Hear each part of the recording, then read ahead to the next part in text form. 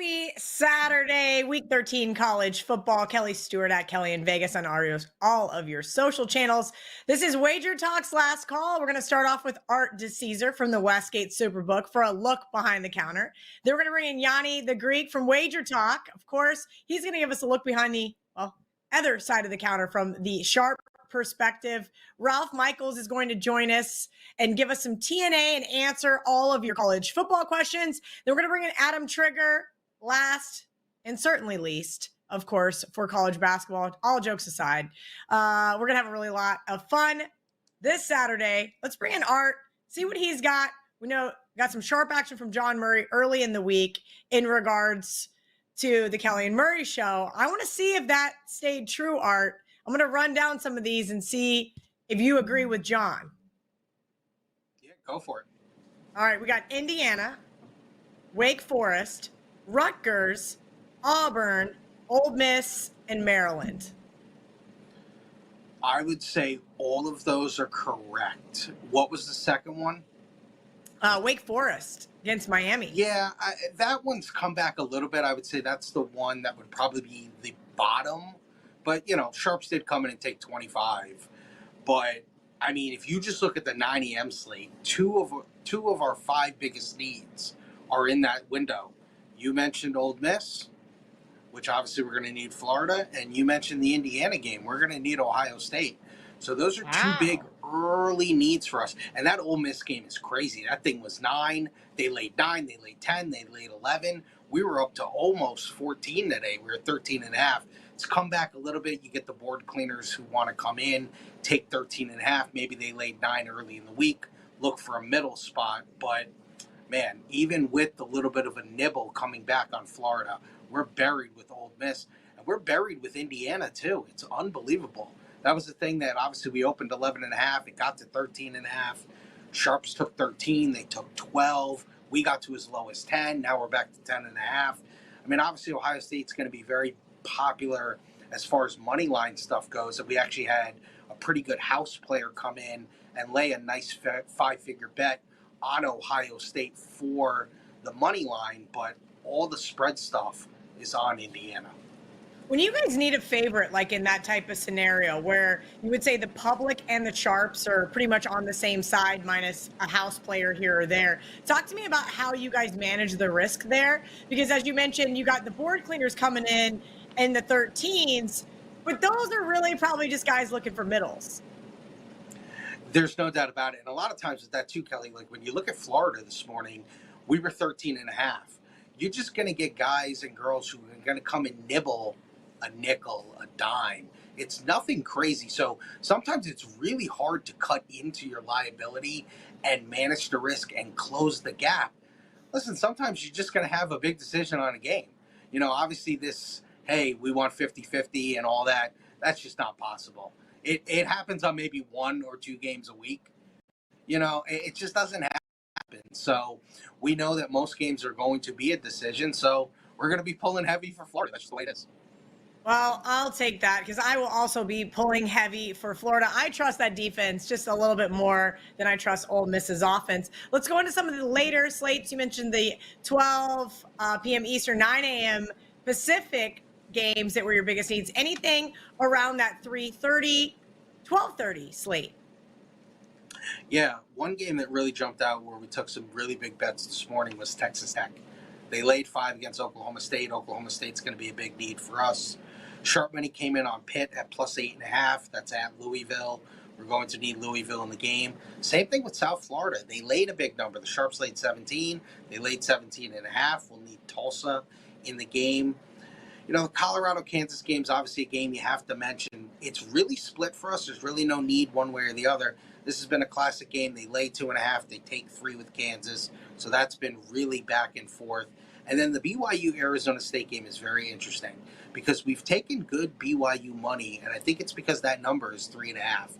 And it hasn't really been sharp money for us. It's been more public money. But we've taken some fair-sized bets on BYU. So we'll need Arizona State, who's probably the most underrated team in the country, to do what they need to do for us today and cover. That will be a good result if that happens.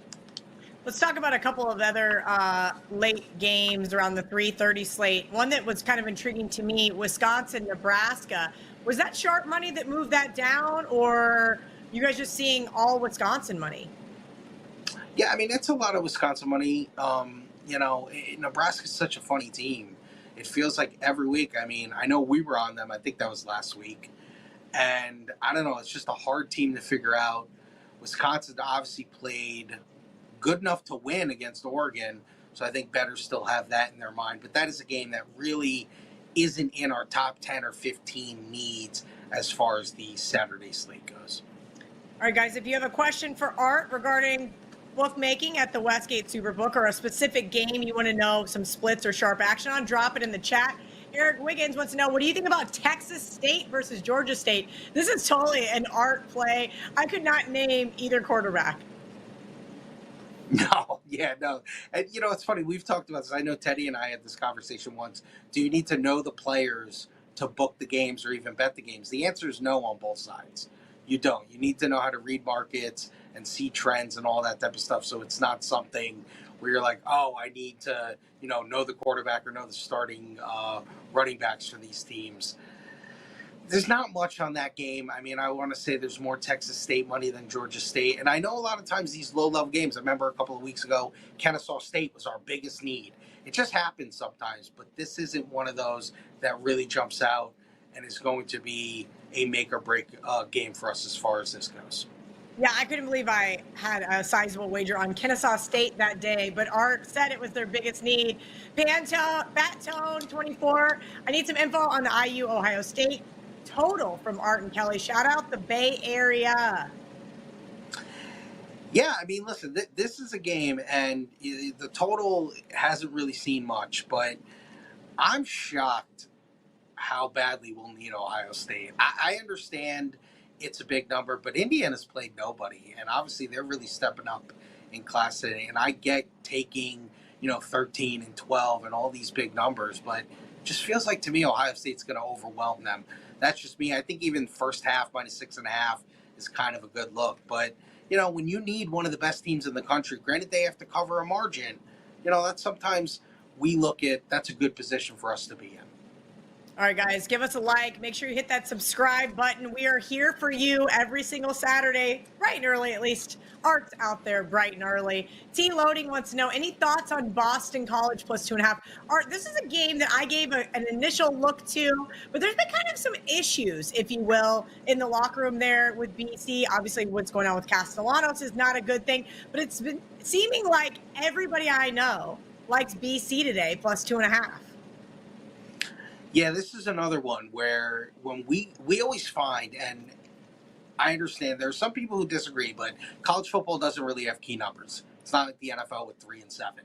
But a lot of times with these college football games, when the game is around 3 or the game's around 7, you see them just ping pong the 6.5, 7, 2.5, 3 with a game like that. So that's been a similar thing.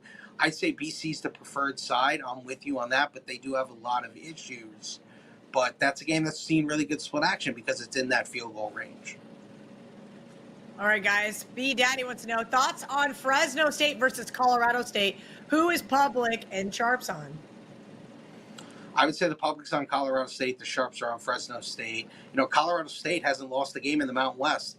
They're one of those teams who's kind of sneaking under the radar in that conference. Obviously, we all want UNLV to go on and win out and play Boise State, but Colorado State has to lose, and this is the spot that obviously it could happen. Fresno's had a very down year. This is their Super Bowl. Ooh, their Super Bowl. That's right. I was on Air Force a couple weeks ago and forgot to sprinkle on the money line. Kind of do like Fresno State in this one, Art. All right, we got a few more minutes with Art. Again, guys, here for you, so drop your questions in the chat.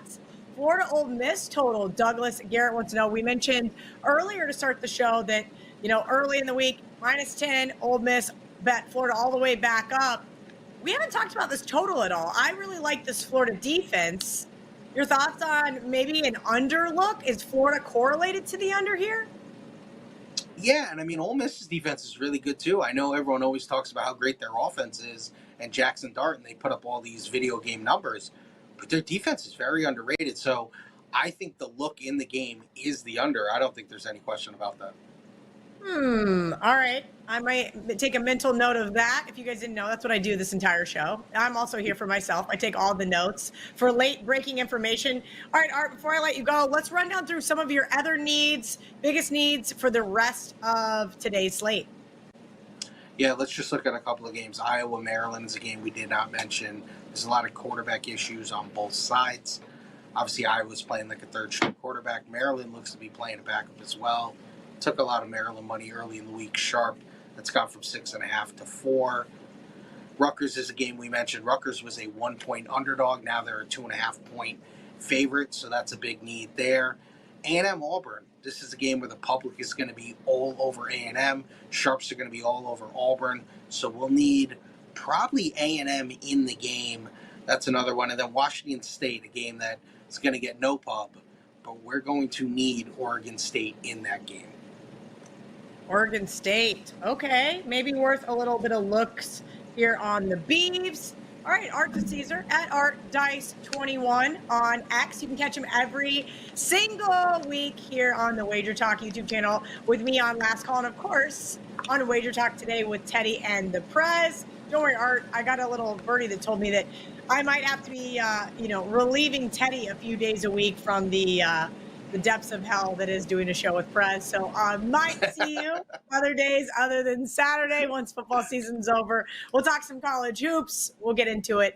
Always appreciate your insight and your time. Guys, make sure you give Art a follow on social. He does a very great job over there. I mean, much better than John Murray would ever do, who just completely abandoned us last Sunday. Let's bring in VR. You guys know him, Gianni the Greek, at Greek_gambler on all your social channels. So give him a follow. You guys just see him give you the thumbs up. That means give us a like. We need some likes churning here, guys. I'd like to see over 100 likes before the end of his segment because he is about to drop some serious gold. Oh, yeah.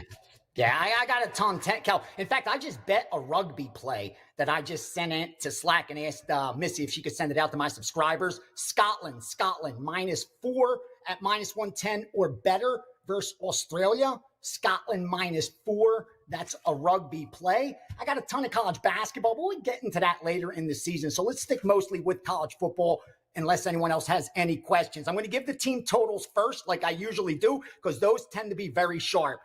First, UMass under 7, all the way up to -150. So they are betting heavy that UMass does not score a touchdown against Georgia in that entire 60 minutes. That's the bet, and they think it's better than 60% probability that that will happen. Also, team totals. This one's important. North Carolina under 27.5. Boston College under 24.5, both good up to -130. Why? Because that game total got steamed so heavily. If you look at the line, you'll see how heavily the game total got steamed. So what do? They look elsewhere. They look at the derivatives like most good traders would do in other markets. That's why they took those two team totals under. Now, real quickly, let's go through some of these sides and totals that I confirmed as legit. Start off with Georgia Southern Coastal Carolina, top of the card, over 57. Drop down to Miami, Florida. That's a first half bet on the over 34.5 first half. Go down to Virginia Tech -2.5, Virginia Tech -3. Kansas, game 140, +2.5 for the full game, +1.5 in the first game. So Kansas got hit twice, just like Virginia Tech.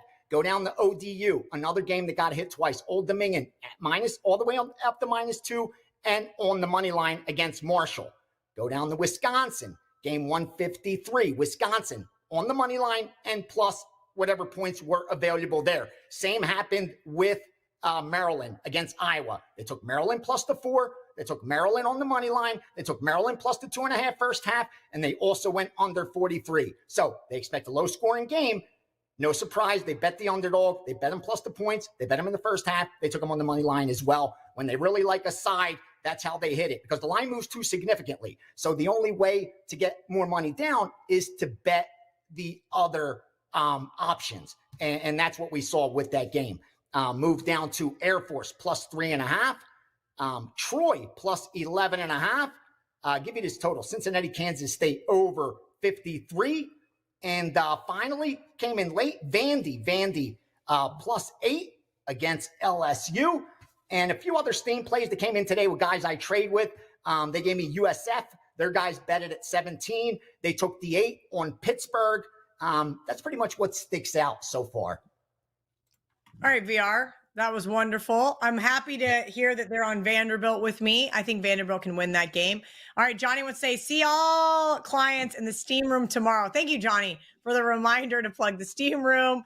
Hit that like, boys and girls. Johnny. And if you sign up now, I think he's giving you access, even if you just buy whatever today, because we're going to go over a lot tomorrow.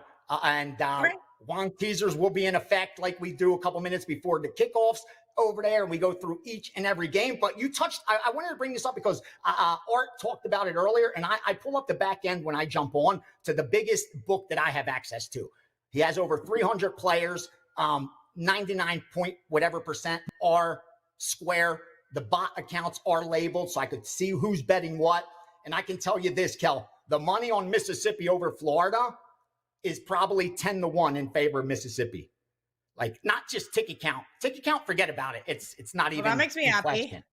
But I mean, listen, I think I'm on an island there with liking Florida today. I mean, it's not a fun place to be. I get that, but also sometimes it's kind of nice to be the one versus the world. But were you guys the sharp group that came back on any of that Florida money at 13.5 by any chance? No, not yet. I'm thinking of betting it, Kel. I like it. I haven't gotten any orders for that. The other thing that scares me a little bit that I saw jump out on top of that, where was that? Yeah, Kansas. When you see the sharps and the public on the same side, that always scares me. And a ton of public accounts are taking the points on Kansas and taking the money line instead of 2.5. Yeah, that's what it is. Listen, I kind of get it. KU's surging at the right time. BYU off a heartbreaker, or not BYU, excuse me.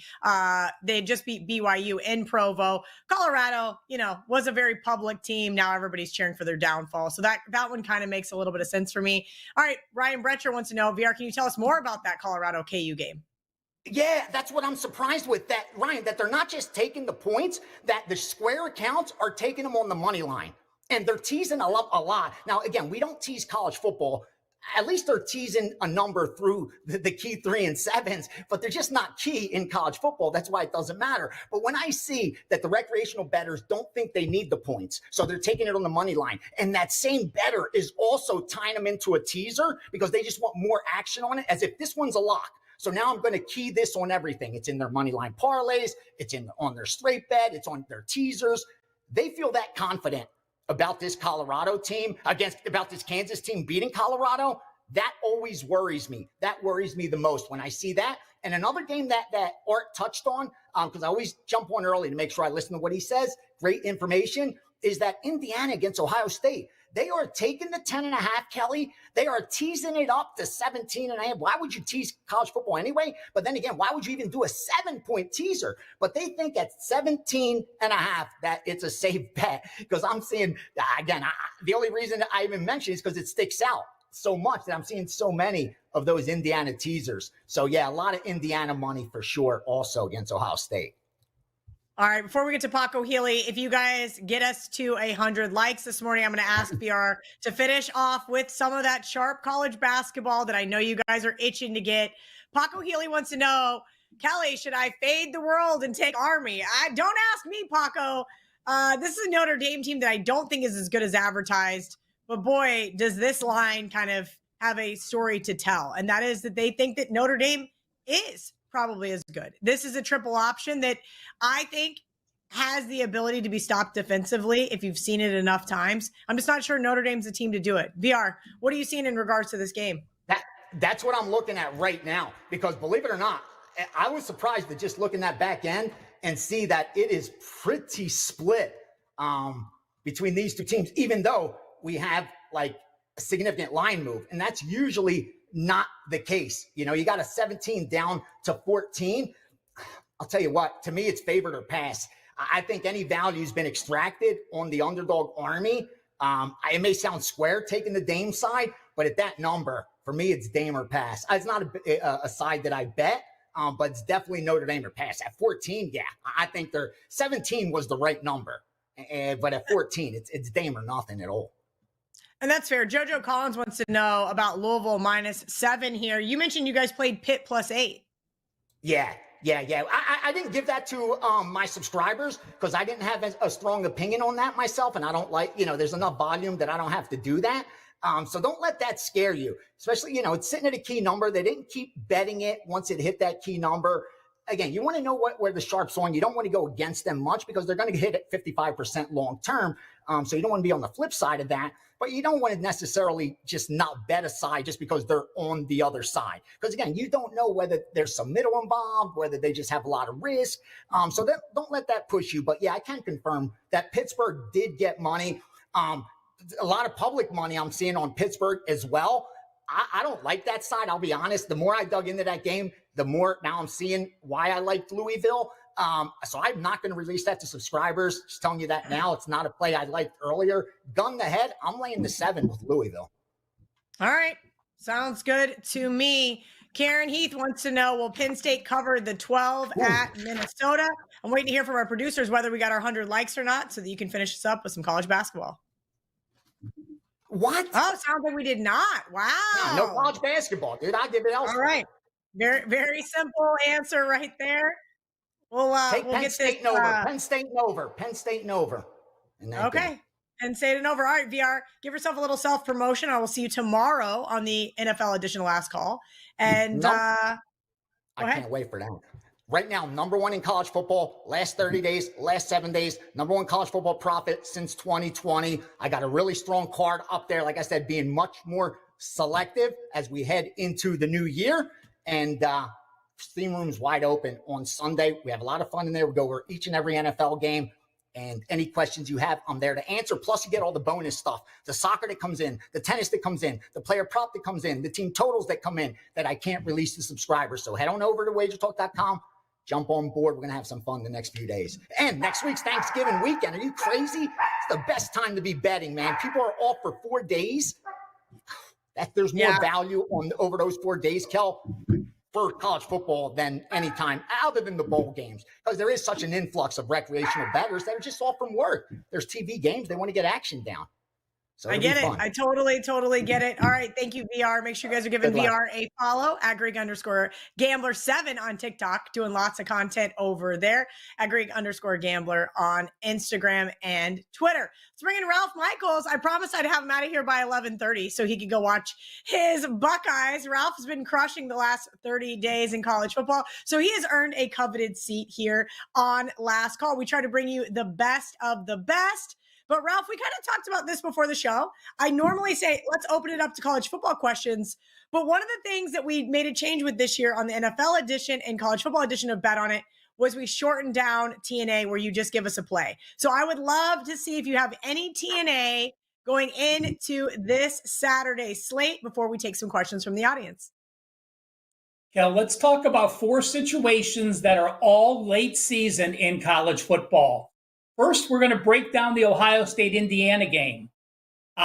Teams with 7 or more wins that are undefeated, like Indiana, that are an away dog of 3 or more versus an opponent off a loss. So again, if you have 7 wins and higher, you're going to be a ranked team. You're getting 3 points or more on the road.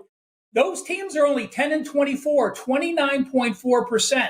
So that says to fade Indiana. As we know, that's what the Westgate needs. But one thing I did look at as well, talking about that Ohio State game, with the big noon kickoff, Ohio State, Penn State in-state college would have absolutely been a whiteout. Ohio State, Indiana would have been a 3:30 or night game. But with Fox doing the big noon kickoff, their big games have been at 12 noon. When I went to the database, ranked home teams before 3 o'clock Eastern are 55% against the spread, but night teams, they're 48% against the spread. Night teams are 55% at home. So there is a significant disadvantage being that big home favorite with a noon start, where the players are a little more lethargic and the crowd is. Situation number 2. Real quick, Ralph, I want to go back to that because that is the biggest game today. You did grow up a Buckeyes fan. Do you have a wager on that game? Like I told everybody, because it's a noon kickoff, I'm going to take the show right up until basically kickoff. I don't know. I feel like it's not as exciting as if it was a night game in the shoe. Oh, no question. But again, that's TV marketing. That's the Fox's new contract. They spent billions of dollars. They're allowed to make that call. I did not, Kelly. When it got to 10, I was about to pull the trigger, and I have not.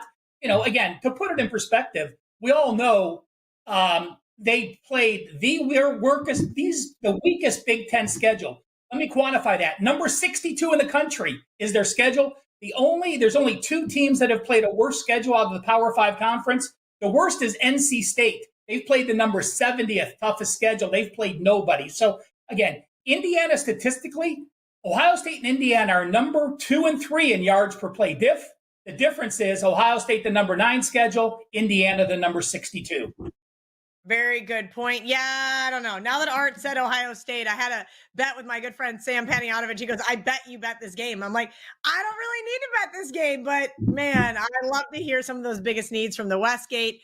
Let's go into a couple more systems that you have for this college football Saturday. Well, a big one, Kelly. How about 5-5 teams? We know at the start of the year, it doesn't matter if you're Akron or FIU or New Mexico State. Your goal is still to get to 6 wins and get to a bowl. So teams that are 5-5 that are off a loss, but they covered that loss. So you're sitting at 500. You have to get one more win to get bowl eligible.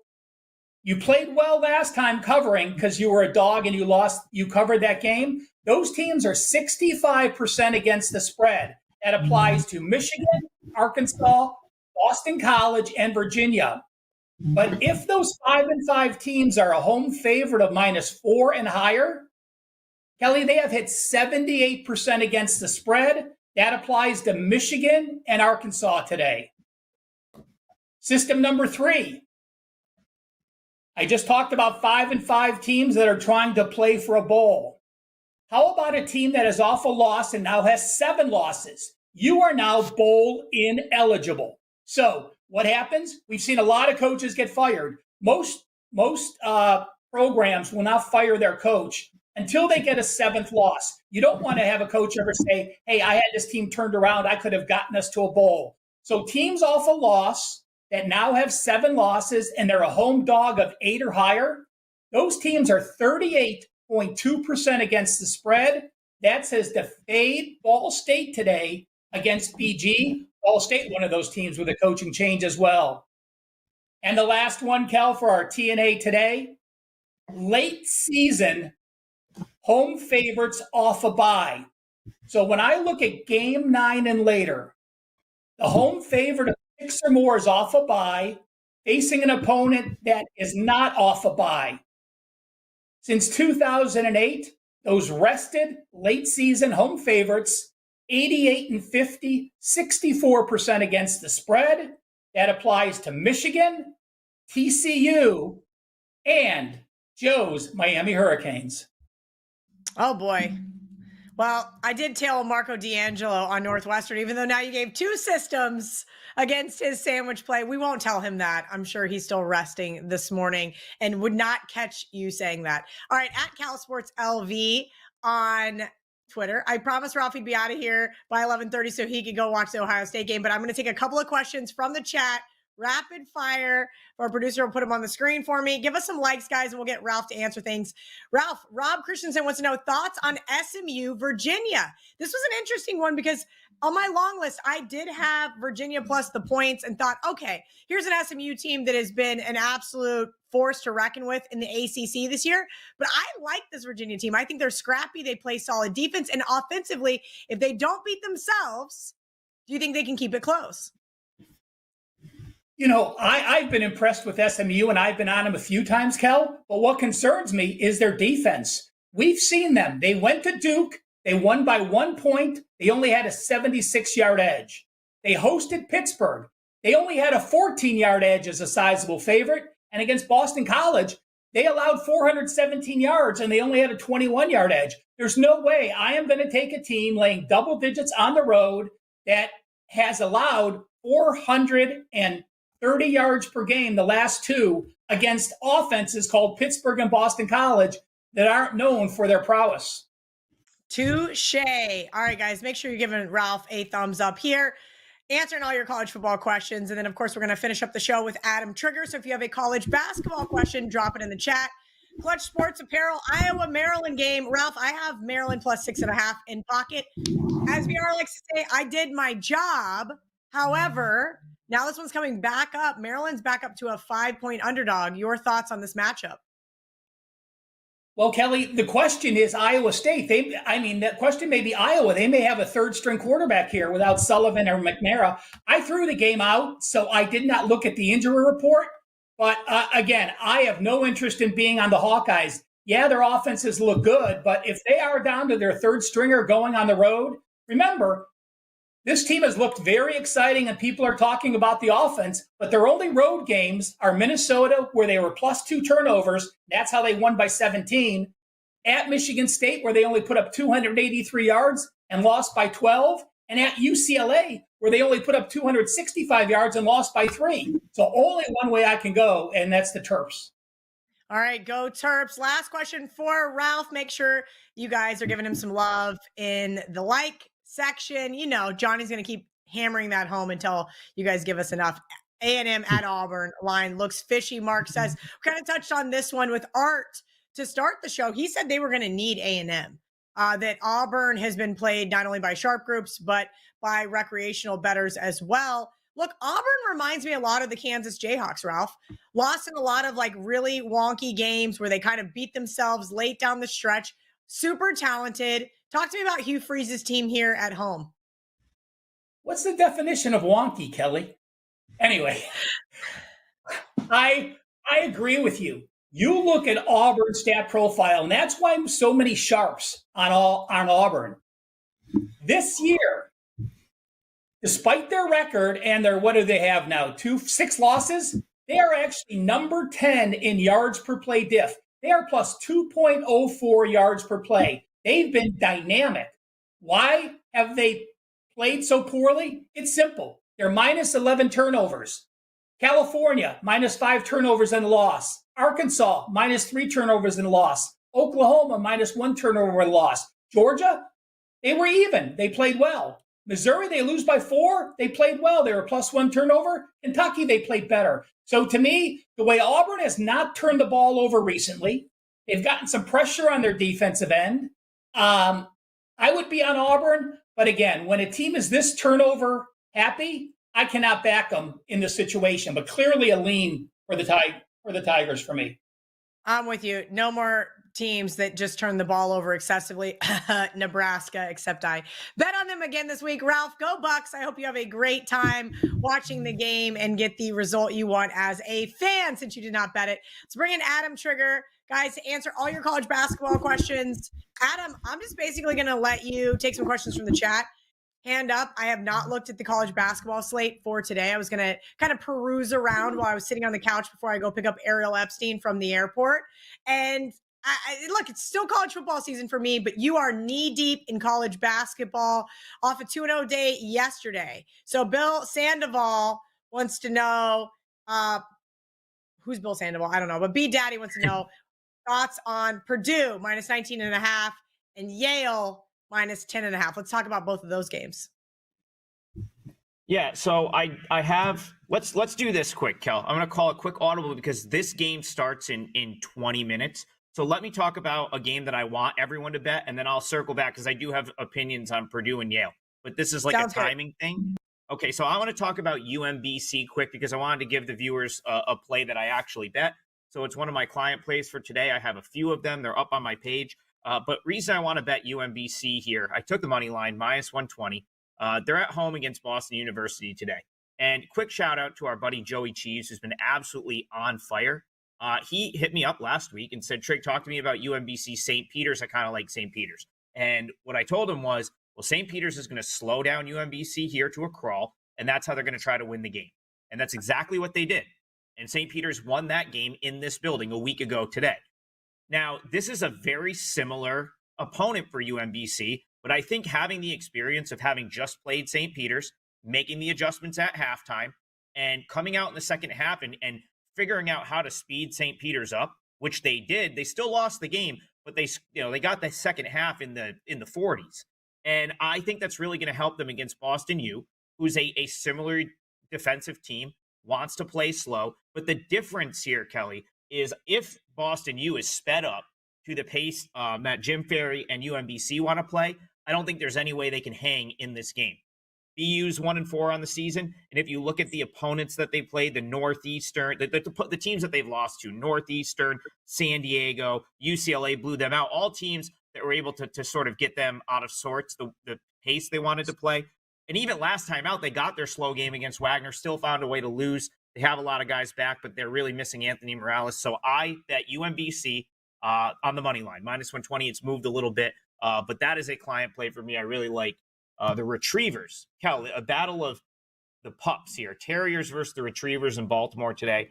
I played UMBC. All right, I'll get to Bill's plays, though. Yale Fairfield. So Yale's been a little bit of a thorn in my side this year. Reason being, I think that they're nowhere near what they were last season, yet they just continue to overachieve against the number.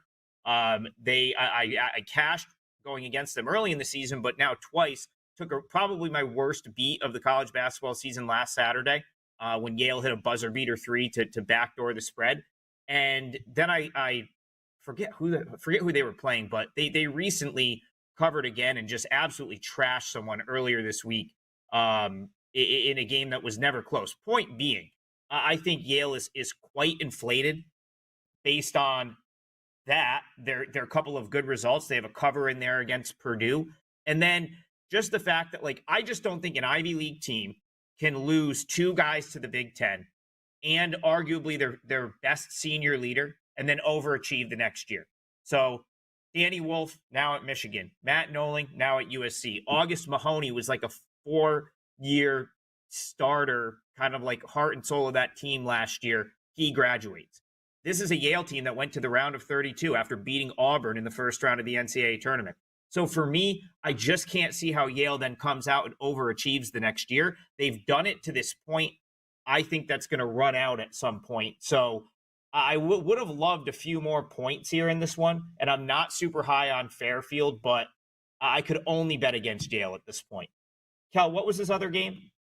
The other game, that's right, Purdue, -10.5. Purdue off a nice win. I did get to catch part of that game.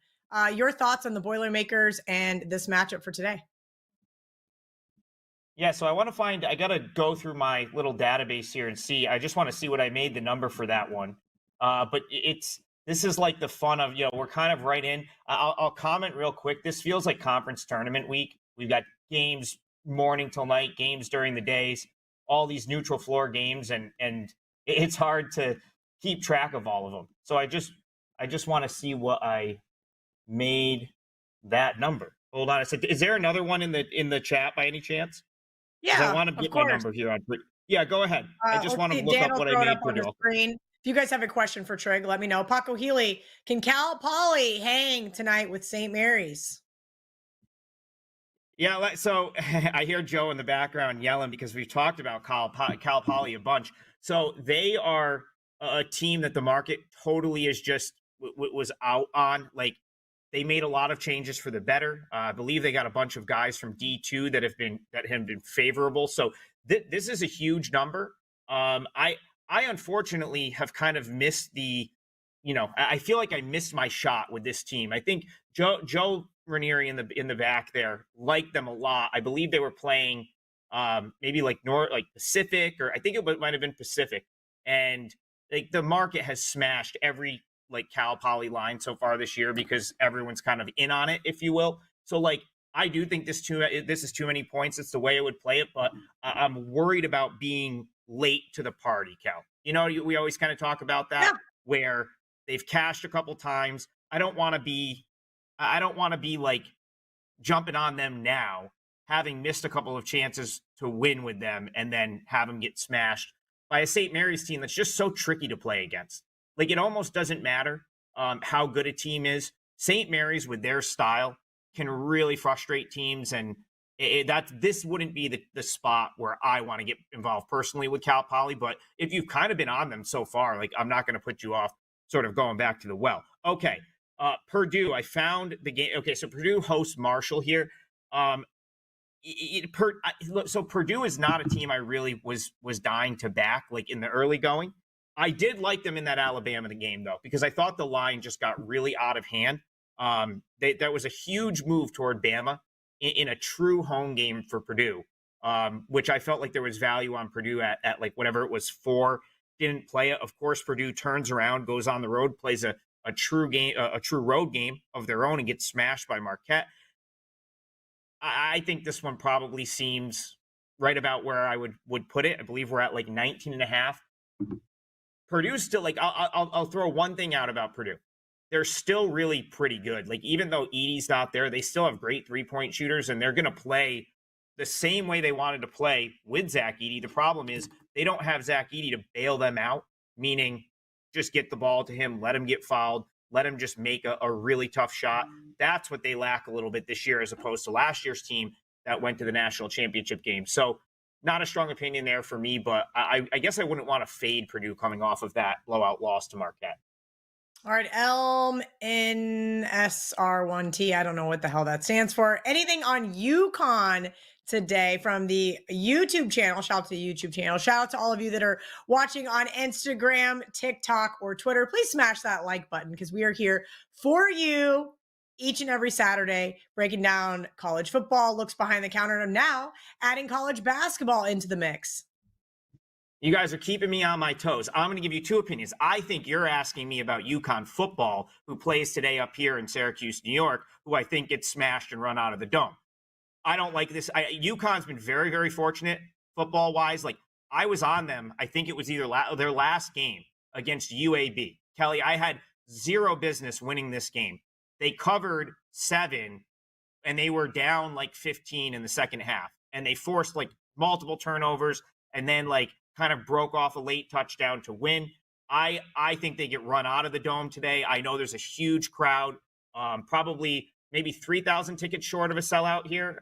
Last I checked, and that was without like the walk-up sales that'll probably occur over the next couple hours. So I think UConn gets blown out. I didn't play it because the number's right where I would make the football game. Like I think I made Syracuse -9.5. It's 10. I don't know. Syracuse comes back from the West Coast, just had a big win out at Cal. So I don't know if I want to lay 10 with them, but I don't really love this UConn football team right now. Like I've played them a few times, but now going on the road as a 10-point dog, not where I want to play the football team. If you're talking about basketball, they don't play until Monday, but they are out in the Maui Invitational. And I will tell you, I will look for a spot to bet against UConn in that tournament. Now, it's probably not going to be on Monday because they play Memphis, another team that I really want to fade at this point. Kel, I think Memphis basketball has covered every spread so far this year, every single one. I actually think UConn may have as well. So those are 2 teams. Unfortunately, they're playing against each other because I think the market is as high as could possibly be right now on UConn and on Memphis. I'm just double checking. I don't know if so UConn actually, this is crazy. They won their last game by 35, and I think they actually may have not covered against East Texas A&M. Memphis overturned a second half deficit to hand me a loss the other night with San Francisco. So Maui Invitational is going to be 3 games in 3 days. I will be looking to bet against both of those teams. I'm not sure if I'll have any action in that particular game, UConn-Memphis, to open things off on Monday, because I want to bet against both those teams. But the beauty of some of these MTEs, Cal, is we'll get our chance, right? Like 3 games in 3 days. If you want to fade a team, you're probably going to be able to find a spot to do so. All right, Adam Trigger, give yourself a little self-promotion. Let everybody know where they can get your college basketball package at WagerTalk.com. Yeah, so right there, WT.buzz/AT. I've got college basketball special up, a college football NFL special. I've won 6 of the last 7 weeks in college football. I've on a 4-1 run in NFL. I've got a 5%er in NFL tomorrow. College hoop, I've played 3 games already today. Gave you one of them with UMBC. The Retrievers starts in about 14 minutes. 2 other ones, and I may add more. So a great day to take advantage of one-day pass, which is always available at WagerTalk, and a great value. You'll get my college football play on that as well, which goes in 14 minutes. So, 4 plays so far for me on the day. I may add others. And yeah, as always, right here at WagerTalk.wt.buzz/AT. Awesome stuff. Adam Trigger at Adam Trigger WT on your social channels. We'll see if we can't get him back here to talk some more college basketball over the next few weeks, but he has to run hot. That is the rule. I only want the best guys here on Last Call. Good luck to him. Good luck to Ralph, VR, Art, everybody out there watching from home. Good luck to you too. Good luck to me, because I'm going to need it. Sounds like with some of the needs from the Westgate and some of the sharp action and some of the plays that I'm a little head-to-head on, and especially that sandwich game that Ralph so kindly came in and gave Marco and I just the middle finger with 2 situations to say not to take Northwestern. Make sure you guys give everybody on here a follow. They do a very hard job coming on, giving you guys free content on Wager Talks YouTube channel and all the social media, subsequent social media channels as well. You guys have a wonderful Saturday. We'll see you tomorrow.